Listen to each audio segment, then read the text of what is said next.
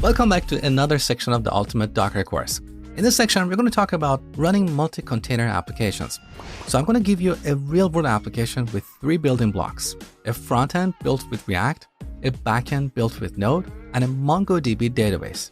Once again, you don't need to be familiar or use any of these tools. Our focus here is on Docker and not on development tools.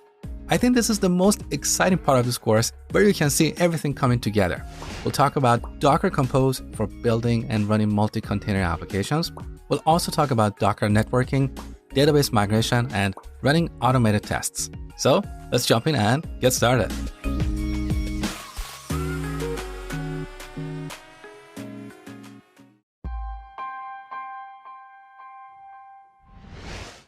In this section, we're going to use a tool called Docker Compose, which is built on top of Docker Engine. It makes it incredibly easy to start applications with multiple containers. So Google Docker Compose install. You will find this page, docs.docker.com/compose/install. On this page, you can see the installation instructions. Now, at the time of recording this, Docker Compose is shipped with Docker Desktop for Mac and Windows. So if you're on Mac or Windows, you don't have to do anything extra. You already have Docker Compose. To verify it, just go to the terminal window and type Docker Compose --version. So I'm running Docker Compose version 1.28.5. Make sure your version is the same or newer. Now, if you're using an older version, again, Google upgrade Docker Compose. Or you might just install the latest version of Docker. Now, back to this page. If you're using Windows Server or Linux, there are specific instructions you have to follow to install Docker Compose. So go ahead and install Docker Compose, and I will see you in the next lesson.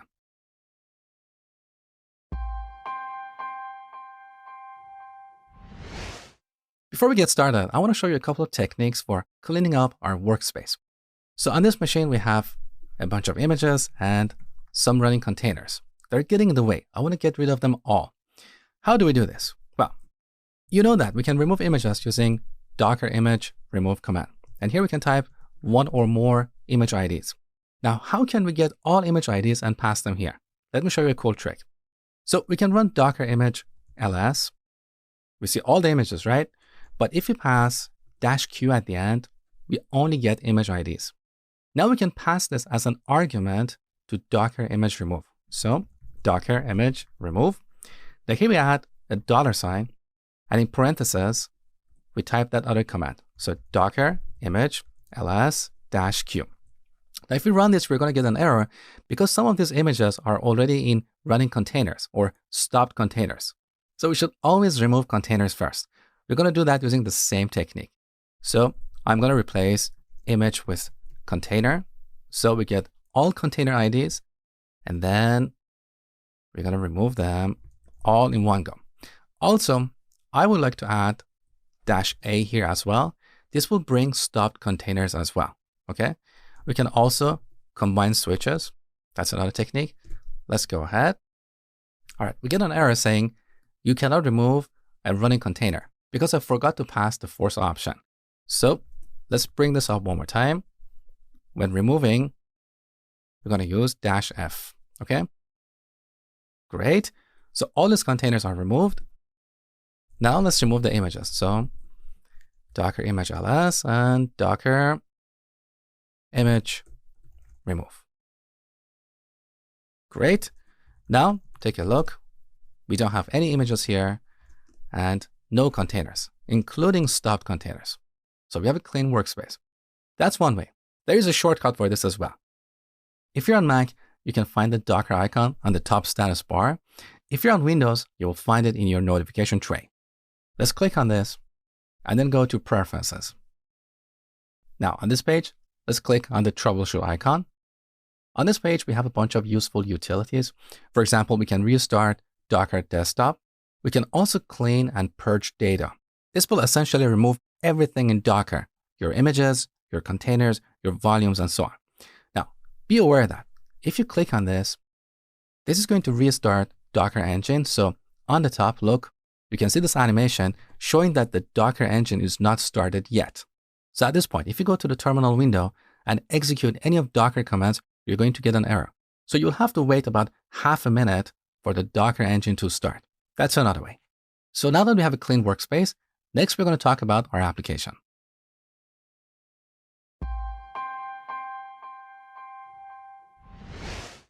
So in this section, we're going to look at a real-world application with multiple building blocks, a front end, a back end, and a database. So below this video, I've attached a zip file. Go ahead and download it. Inside that zip file, you're going to find this folder structure. We have this backend folder, which is our node project. This is a basic node project that starts a web server on port 3001. Once again, you don't need to know Node to go through this section. Then we have the front-end project, which is a React application that talks to the backend. Now, if you want to run this application outside of Docker, there are a number of steps we have to follow. Let's say we just check this out from a GitHub repository. First, we have to go to our backend project, install all dependencies, and then start the web server. Now, at the same time, we have to open up another terminal window and do the same steps with our front-end project. So we have to go to the front-end project, install all the dependencies, and then start the web server. And of course, we need 2 more terminal windows for running our front-end and back-end tests. And not to mention that, we should also download and install MongoDB on this machine. So there are so many steps we have to follow the moment we check out the source code from our GitHub repository.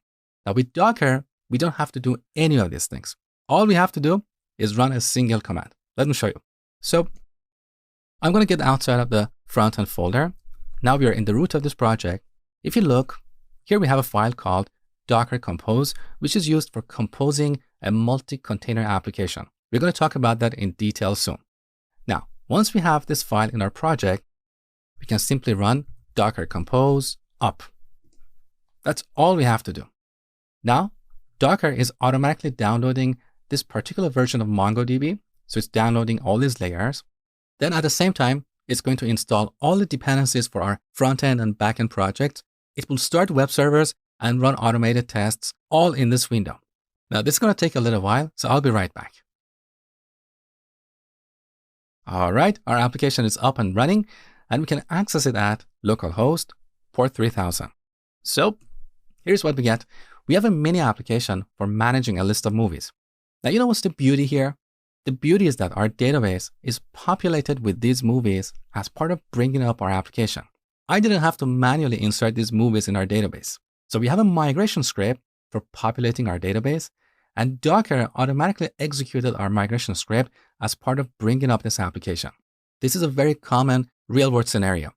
Now here we can add new movies, movie 1, movie 2, whatever, and we can also delete these movies. So we brought up this application using a single command. Now I briefly mentioned this file, dockercompose.yaml. Before we talk about this file, first you need to understand the YAML format. This is a format that a lot of people are not familiar with. So in the next lesson, we're going to talk about JSON and YAML formats.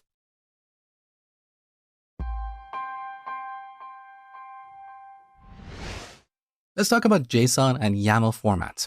If you know these formats well, feel free to skip this lesson. So in the root of this project, we're going to add a new file called data.json. Now JSON, as you probably know, is a language. It's a human readable language for representing data. So in this JSON file, we can have an object or an array. Let's say we want to represent a course. A course can have properties like name, price, and so on. So in this object, we can add one or more key value pairs. Our keys should always be surrounded in double quotes. So we can add a key called name and set its value to, we can use a string, the ultimate Docker course. Then we add a comma to define the next key value pair. So we can say price. We can set this to a number. Now the value can also be a Boolean. So we can define another key value pair and set the value to true or false. We can define another key value pair and set the value to an array. So we define an array using square brackets. Now in this array, we can have any valid objects. So we can have strings, numbers, Booleans, or other objects. So I'm going to add a couple of strings, let's say software and DevOps. And one last key value pair, author. I'm going to make this an object. So once again, we use curly braces to define an object. In this object, we add a couple key value pairs. First name is Mosh, and last name is what? Hamedani. And yes, I am Iranian. I get that question all the time. All right, So here we have a JSON file. Now let's see how we can convert this to YAML. YAML is another language for representing data, but it has less clutter than JSON. It's easier to read. So I'm going to copy all this code. Here in the project, we're going to add a new file called data.yaml. The extension can be YAML or YML. Now, on the top, we add 3 hyphens to indicate the beginning of a YAML file. Then we paste our code. Now, in YAML, we don't use curly braces to indicate hierarchy. This idea has come from Python. If you have programmed in Python, you know that in Python, we use indentation to represent hierarchy. So we don't have curly braces. So let's get rid of these braces and remove the indentation. Good. Now, the next thing you need to know about YAML is that we don't have to use quotes. So we can bring up the replace dialog and replace all these double quotes with nothing. That immediately takes a lot of clutter away. Also, we're not going to use commas to separate key value pairs. So on the top, we have name, price, is published. Now, how do we represent a list or an array? We use hyphens. So I'm going to remove this. We press enter. Add a tab. On a new line, we type hyphen to define the first item in the list, software.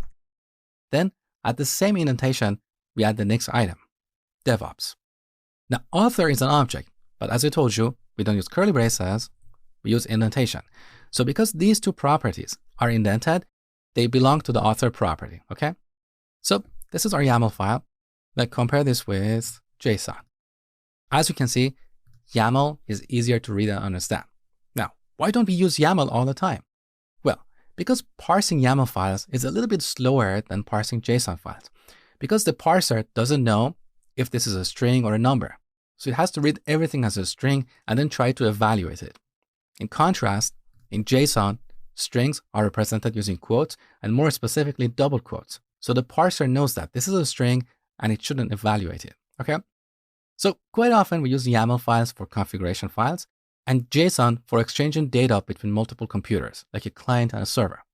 So now that you understand these formats, next we're going to talk about compose files.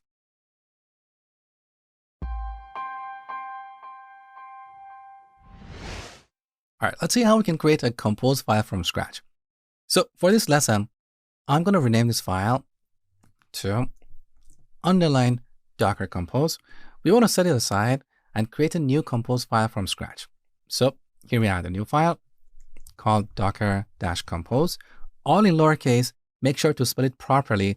Otherwise, Docker compose is not going to find this file because this is the default name that Docker compose assumes. Okay. So YAML. Now, the first thing that we need to set here is the version property. What version should we use? Well, let's search for Docker compose file. On this page, you can see various compose file formats and their compatibility with Docker Engine. We are using the latest version of Docker Engine, so I want to use the latest compose file format so we have access to the latest features. So we're going to set this to 3.8. Now, here we need to wrap this number with double quotes. Otherwise, it will be evaluated as a number. But Docker compose expects this value to be a string. Why? I have no clue. So here's the version. Now, in this file, we define various building blocks or services of our application. So we have a property called services. Now, what services do we need here? Well, our application has a front end, a back end, and a database. Now, your application might have other moving parts, so you can define them here. Now, these names are arbitrary, so we can call them anything. We can change this to DB, we can change the backend to API, and the front end to web. The idea here is that we're defining various services and telling Docker how to build images for each service and how to run these images. So here we're going to have properties, and the value of these properties will eventually be used when running our containers. So in the previous section, we had to manually run our containers using Docker run. And here we used parameters like -p for port mapping or -v for volume mapping. We also had to specify an image like React app. All these values can be defined in our compose file. So we don't have to manually start our containers. Docker compose will take care of starting our containers under the hood, okay? So for each service, we need to tell Docker how to build an image for that service. So here we can use the build property and tell Docker Compose where it can find a Docker file. So if you look at this project, you can see that in our backend and frontend folders, we have a Docker file. This Docker file is almost identical to the one we created in the previous section. So we start from a node image, we create a user, we set our working directory, copy all the files and install the dependencies, then expose port 3001 and start the web server. We have a similar Docker file in our frontend project. Let's have a quick look. So that was the backend, here's the frontend, and here we have a Docker file, almost identical. But the front-end application or the front-end server starts on a different port. That is the only difference. So each service should have its own Docker file, okay? Now, back to our Compose file. For our web or front-end, we're going to set the build property to period, meaning current folder, /frontend. This is where we have a Docker file. For our API, we're going to set build to backend. Now for our database, we're not going to build an image. We're going to pull an image from Docker Hub. So instead of the build property, we're going to use the image property. Now for this application, I'm going to use Mongo version 4.0-Xenial. So that is Mongo version 4 built on top of Xenial, which is Ubuntu version 16. Now if you look at Docker Hub, you can see that Mongo also has images built on top of Windows, but Windows images are very large, over 2 gigabytes. So that's why I prefer to use Linux images. So for any of these services, we can either build an image or pull it down. Now here we also have port mappings. So we set ports to. Now because we can have multiple port mappings, here we need to use the array or list syntax. So we use a hyphen and then define a port mapping. So our front-end application starts on port 3000. So I want to map port 3000 of the host to port 3000 of the container running this image. Now, similarly for our API, we're going to define a port mapping. This one is going to be 3001 to 3001. Now, MongoDB by default listens on port 27017. So I want to map the same port so we can access MongoDB using a MongoDB client like MongoDB Compass. Now, if you don't use MongoDB, you have the same concept with other database engines. All these database engines listen on a default port. You want to map that port so you can connect to your database engine using your favorite database client. Okay? What else do we have here? Back to this page for Compose file. If you look at version 3, on the right, you can see all valid properties. Now, a lot of these are for really special cases, so you don't need to use them all the time. But the ones that we use most of the time are build or image. We also use ports, volumes, environment, and so on.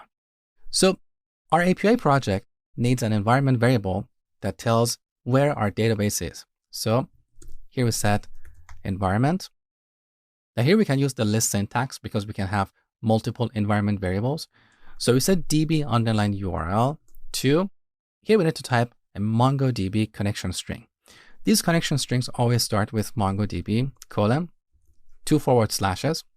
Here we need to type the name of a host. So as I will show you later in this section, when we start an application with Docker Compose, under the hood, a network is created. On this network, we're going to have 3 hosts.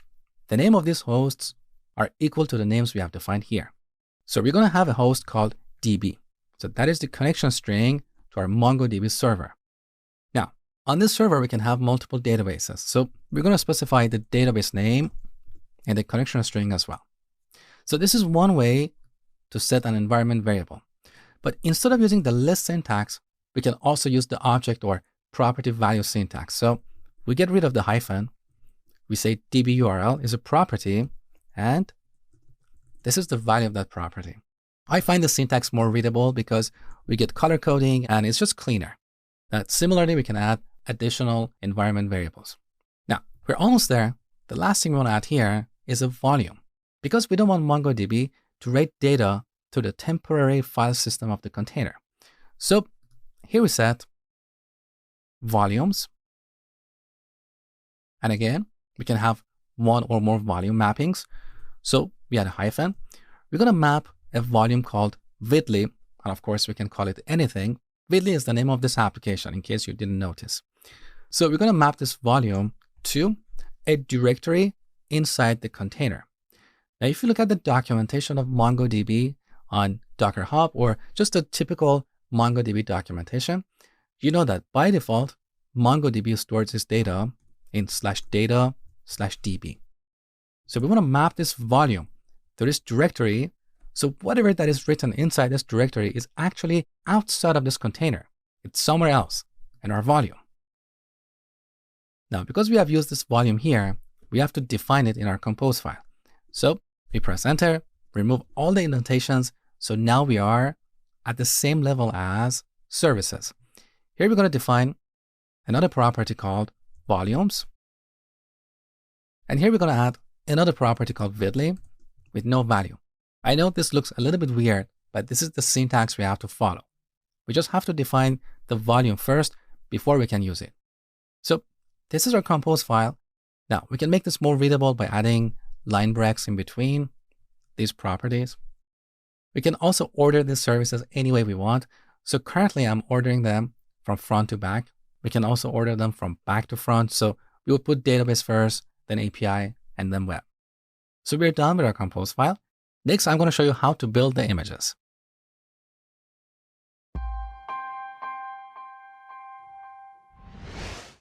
Earlier, I told you that Docker Compose is built on top of Docker Engine. So everything we have done with Docker Engine, like building images, listing them, starting containers, and so on, all of these operations are also available using Docker Compose. Let me show you. So we type Docker Compose without any arguments, enter. Look, we have all these subcommands, like we have rm for removing stopped containers, we have run, we have push, pull, and so on. The difference is that any of these commands will apply to our application as a whole. So most of these commands will impact multiple services or multiple containers in our application. So let's look at Docker Compose build and also use the help option. So we have a bunch of options here. A couple of them I want to point out that are useful to know is no cache. With this, we can prevent caching when building the image. Sometimes you encounter weird issues and you want to make sure that cache is not used. In that case, you use this option. Another useful option is --pull. With this, we can always pull a newer version of the image. That is also good to know. So in this lesson, I'm not going to use any of these. We're just going to run Docker Compose build. This built our web and API services. And as you noticed, our build was super fast because pretty much everything came from the cache. So let's run Docker images. So I have 5 images on this machine: Vidly frontend, Vidly web, Vidly API, Vidly backend, and Mongo. Mongo obviously came from Docker Hub. Now, as part of this build process in this lesson, we built Vidly web and Vidly API. These 2 other images, Vidly frontend and backend, were built when we started this application earlier. So back to our project. In this original compose file that I included in this project, look, I called these services frontend and backend instead of web and API. That is why we have these 2 images, Vidly frontend and Vidly backend. Also, as you have noticed, when building images with Docker Compose, our images are prefixed with the name of our application. Now, where does this come from? It is the name of the directory. So currently we are inside a directory called Vidly, and that is why all these images are prefixed with Vidly. I think this is a great convention. Now, I got a question for you. If you look at the created column, you can see all these images were created an hour ago. But didn't we just build the web and API images? Why do you think this happened? Here's the answer. Because I built these images, frontend and backend, an hour ago when I was recording the first lesson in this section. Now, when building these new images, Docker used everything in the cache because all those files were already available, all those layers were there. So Docker didn't have to do a full rebuild. That is why we're still using the build from an hour ago, okay? Now, if you want to force a full rebuild, we can say Docker Compose build -- no cache. All right, this is going to take a few seconds, so I'll be right back. All right, our images are built. So let's run Docker images. There you go. Look at the first 2 images, API and web, were built less than a minute ago. So that's all about building images. Next, we're going to talk about starting the application.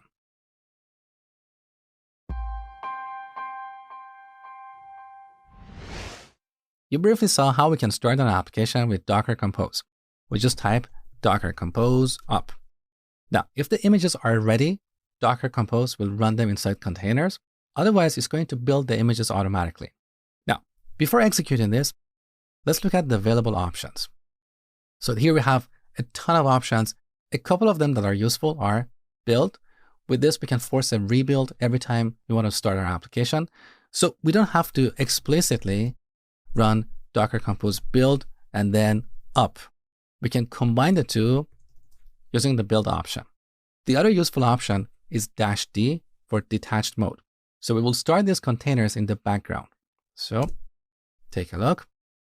All right, now if we run Docker Compose PS, we can see all the containers relevant to this application. In contrast, if we type Docker PS, we can see all the running containers across all applications, okay? So here we have 3 containers, Vidly, API1, Vidly DB1, and Web1. Now what is this one? Well, we can start multiple containers from the same image, and this is used for high availability and scalability. It's something we'll look at in the future. So here you can see the container. You can see what command started that container. So for our API, that was npm start. For our database, that was MongoD or Mongo daemon process. And for our web frontend, that was npm start as well. You can see all these containers are up and running. And over here, you can see port mappings. So now if we go to localhost port 3000, we can see our application. Beautiful. Now, how do we take this down? Let's say we're done with this application and we want to free up resources. Back to the terminal, we type Docker Compose down. This will stop and remove these containers, but the images are still there. So next time we want to start the application, our application will start pretty quickly.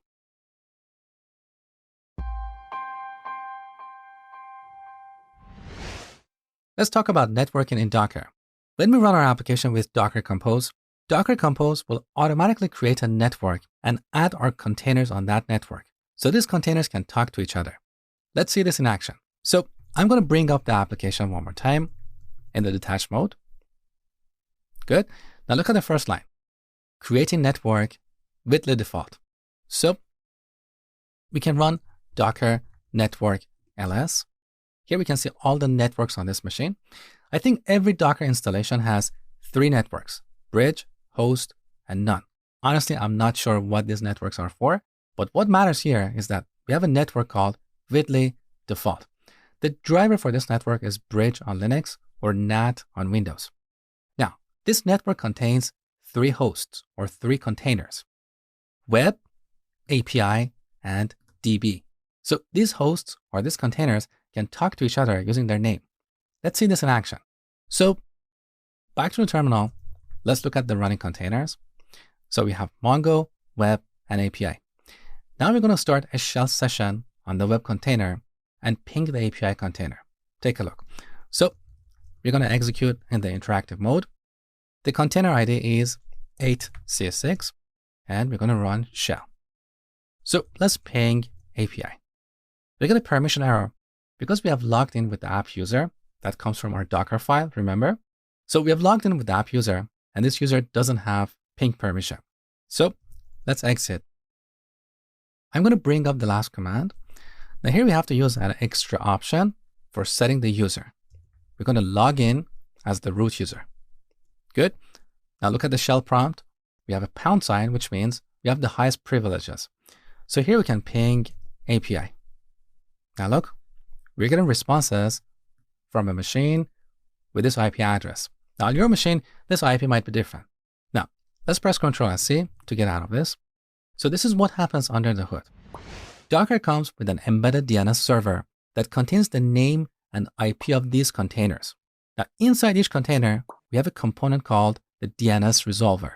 This DNS resolver talks to the DNS server to find the IP address of the target container. So when we ping the API container, this DNS resolver asks the server, what is the IP address of the API machine or API container? The DNS server returns the IP address, and then the web container can directly talk to the API container using its IP address. So each container has an IP address and is part of a network. Let me show you one more thing. So back to the terminal. Here we can run ifconfig to see the IP address of this container. Take a look. So this container has two network adapters. One of them is Ethernet 0, and over here, you can see the IP address of this container. So 172.21.0.2 is the IP address of the web container. Now back to our compose file. Earlier when we defined the API service, we added an environment variable that contains a database connection string. In this connection string, we have DB, which is the name of a host. That is the DB host or the DB container. You saw that our API container can talk to this container because both these containers or all containers in this application are part of the same network.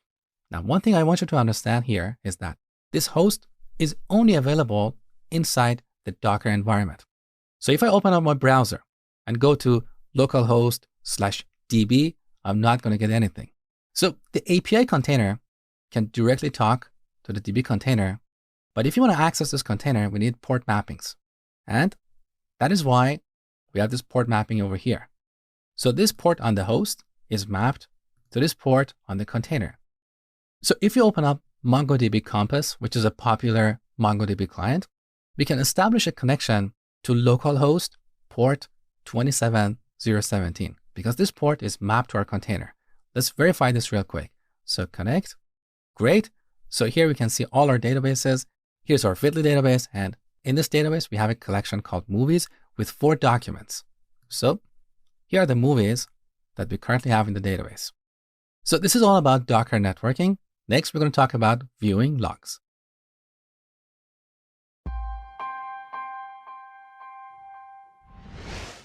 Let me show you a few different techniques for viewing the logs.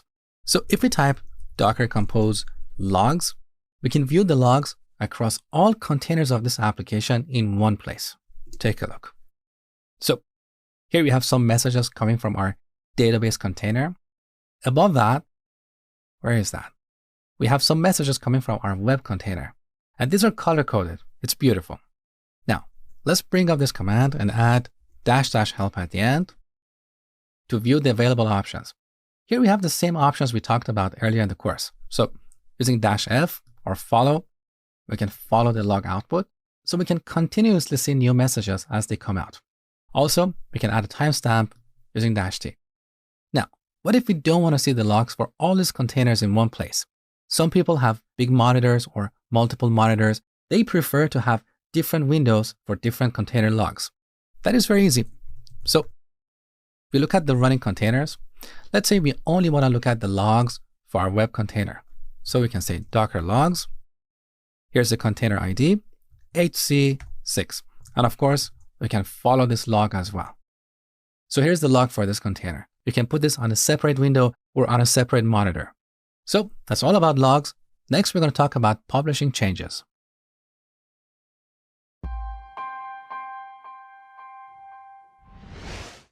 All right, let's talk about publishing changes. So obviously, we don't want to rebuild our application images every time we change our code.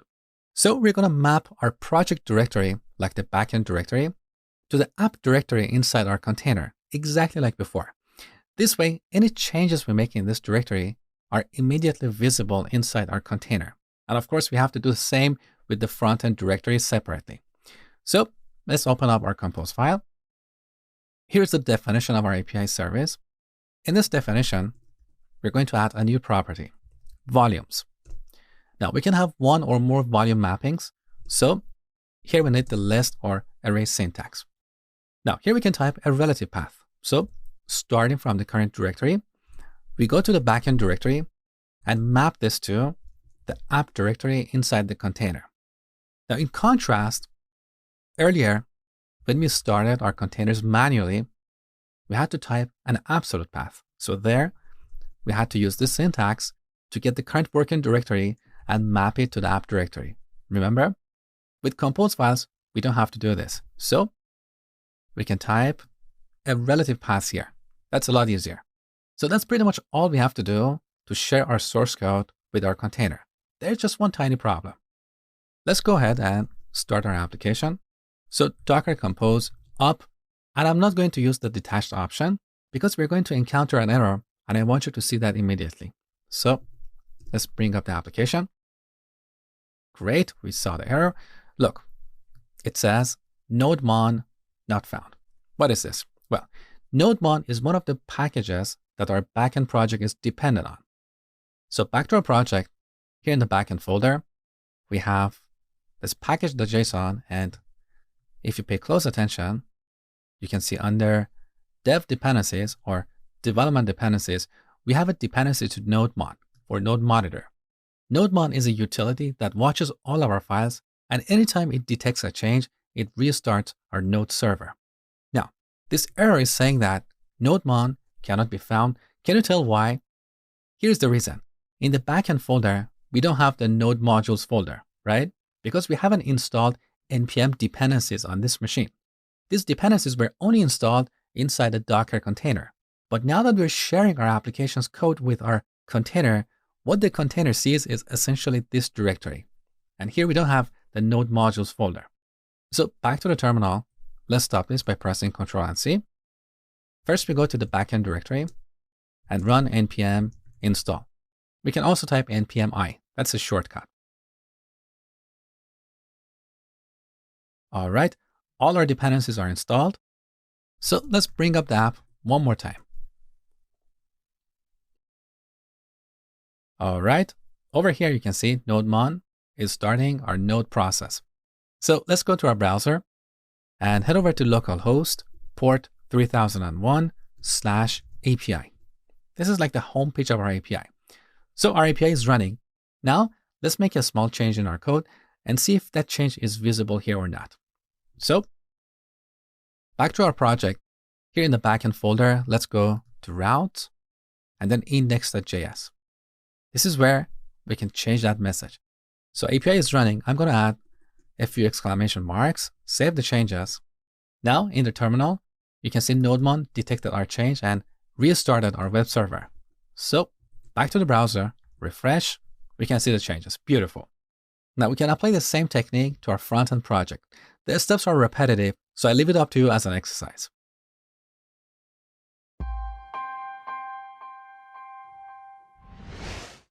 Most of the time, when we release our application, we want our database to be in a particular shape with some data. This is called database migration. Now, in this backend project, I'm using a database migration tool called Migrate Mongo.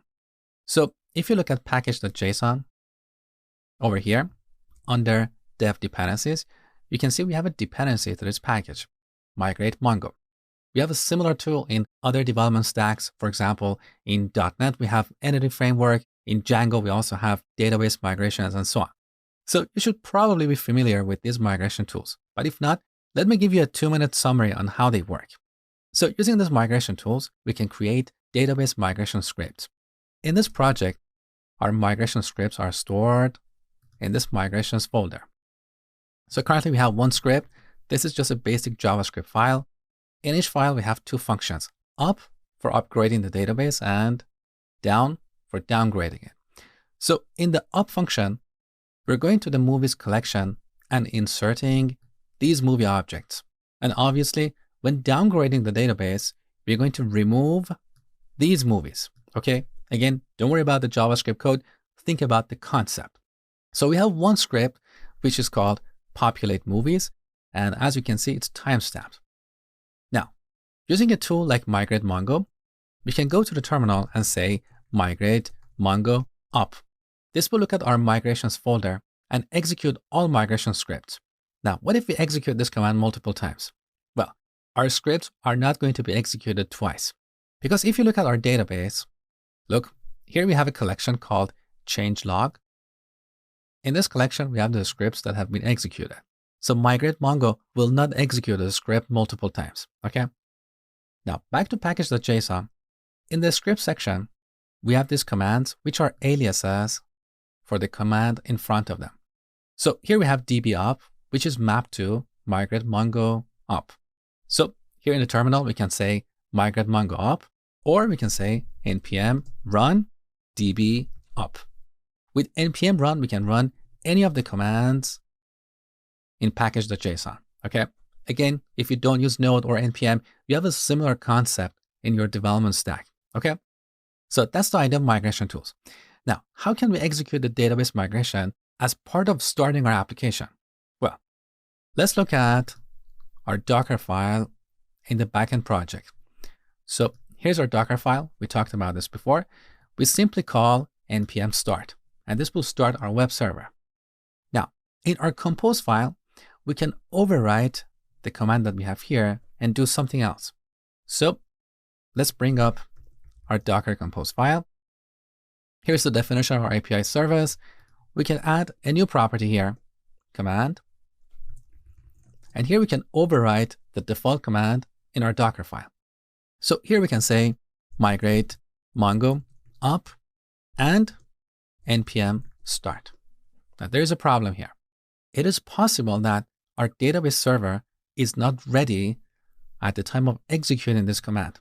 So even though our database container might be running, the actual database engine, in this case Mongo, may not be ready because starting a database engine often takes several seconds.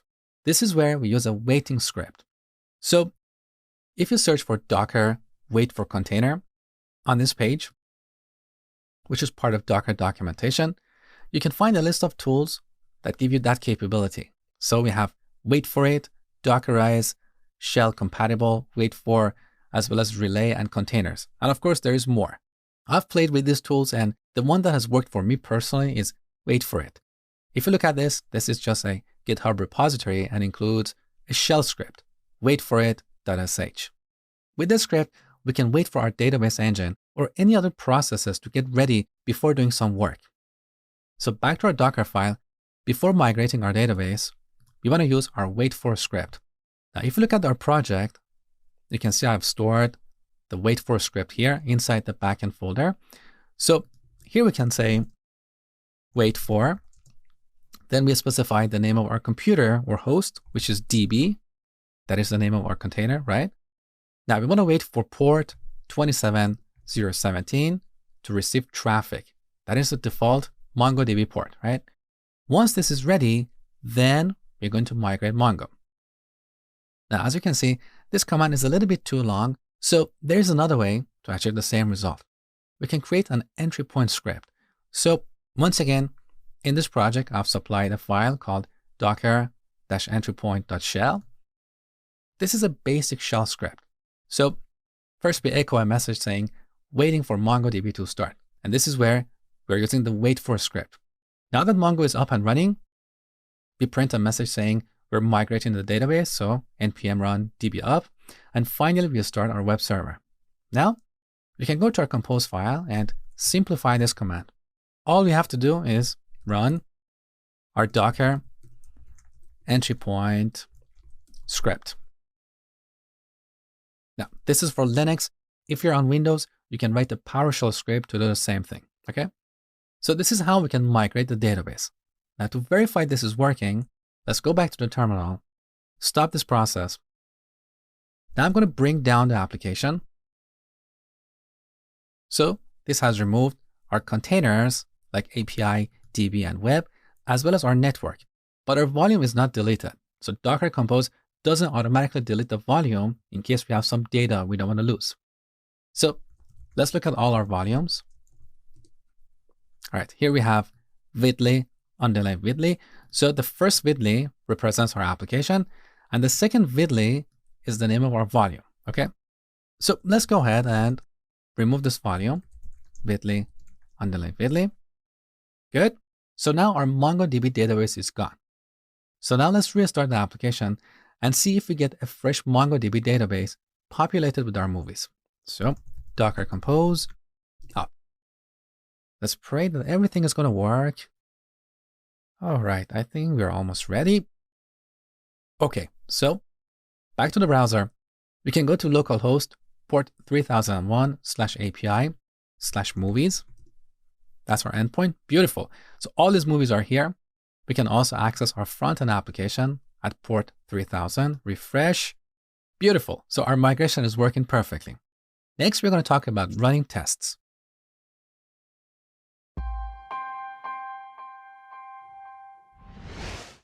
All right, the last thing we're going to talk about in this section is running automated tests. So for both these projects, our front-end and back-end project, I've written a bunch of unit and integration tests. So we can go to our, let's say, front-end directory and run npm test. All right, we have 9 beautiful passing tests. So let's press Q to get out of this. Good. So this is one way to run these tests, and that's how I like to run my tests. Now, I've seen some people run their tests inside a Docker container. I've done this before and found it to be very slow. We want our tests to run quickly so we can get rapid feedback as we are writing code. But in case you're curious, let me show you how you can run your tests inside a container. So back to our compose file. Here's the definition of our web service. I'm going to duplicate this and then rename the second instance to web tests. Now, we're not going to build a new image. We want to reuse an existing image, the image that was built for this service. So we're going to change the build property to image. Now, what is the name of the image? Feedly _ web. Now, do we need ports? No, we don't, because we don't want to access the service directly, like accessing our web service. Delete. What about volumes? We want to keep this here, so any changes we make to our application code or our tests are immediately visible inside this container, okay? Now, here we're going to overwrite the default command for this image and run npm test. So, save the changes. Now, let's get out of the front-end directory and run docker compose up. All right, our application is up, and over here, you can see the output of our web tests container. So all of our tests are passing, but if you go to our application code and make a change, it takes a little while until these tests are rerun. I find this to be a little bit slow for my taste, but if you like this approach, by all means go for it. The good thing about this approach is that you don't need to open up different windows and run tests for front-end and back-end separately. So just like we defined a service called web tests, we can define another service called API tests. So when we start our application, both the front-end and back-end tests get executed, and we see the result all in one window. But again, this is a little bit too slow. So that's all about running tests. We reached the end of this section. In the next section, we're going to talk about deployment. So I will see you in the next section.